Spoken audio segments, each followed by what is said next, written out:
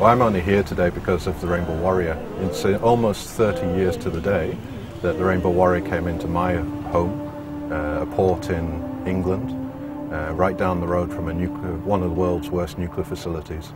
And it was there to protest, and it came in, I went on it, and I was just hooked from that moment onward that people were prepared to stand up and use that ship to get right in the way of the environmental destruction that's going on in the world, and to stand up against nuclear weapons and nuclear power and all the other impacts on whales and seals. There was a huge list at the time, so it was quite inspiring to go on that ship as a 12-year-old and then actually find out that, you know, I wanted to be in Greenpeace. And we got called about 2 or 3 o'clock in the morning, I think, by Martini, who was the first mate, to say that the boat had been sunk and that Fernando was missing. And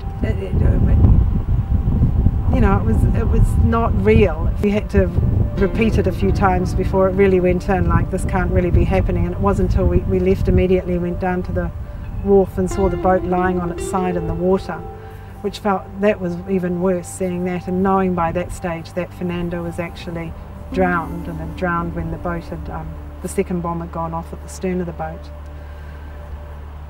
So it was a really shocking time.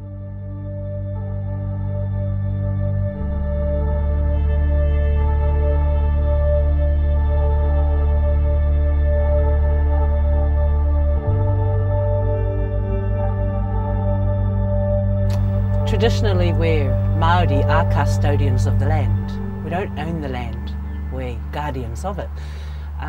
To have this honour to have the Rainbow Warrior here means huge things for us internationally, and we would be the guardians of it. It's a tangi.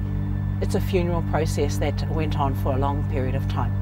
I think for our people to bring it back here is a huge thing, in acknowledgement of that time, and it is because, look now, Greenpeace and, you know, predominantly a lot of people come here to visit, and we know they're coming to the cemetery. Yeah.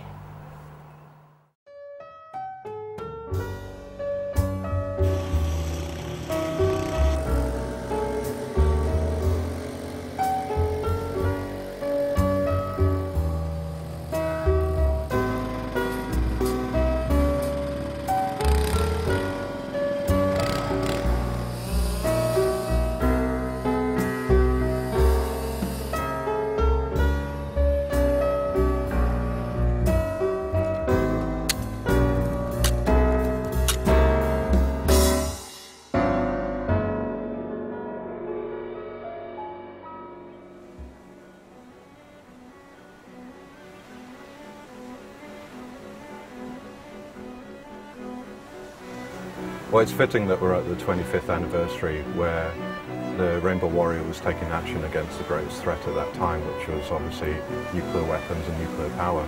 And it's interesting that now, today, we're still faced with threats that can cause global annihilation and threaten the entire future of the planet, and that's through climate change. And so this is why these anniversaries are important, to remind everyone that the threat to the planet and ourselves has not gone away, and that we're still here and we're still fighting, and that people must join us in that fight. 25 years ago, really the very biggest issue for Greenpeace was nuclear disarmament. And our part of the world, the Pacific, had seen already an enormous amount of nuclear activity in its lifetime, with the French, the British and the US testing in our own backyard. And I think the bombing of the Warrior actually sealed New Zealand's nuclear-free status, which was, you know, a positive thing that came out of the bombing of the Warrior. But today, and you know, here we are on the verge of launching Rainbow Warrior 3 to carry on that spirit, that fighting spirit that the first Warrior had. And our biggest issue that we are, with the rest of the world, struggling with today is climate change. There's a feeling that you get when that boat arrives in port somewhere that's quite unlike anything else. And I think she really does embody a sense of hope for a lot of people.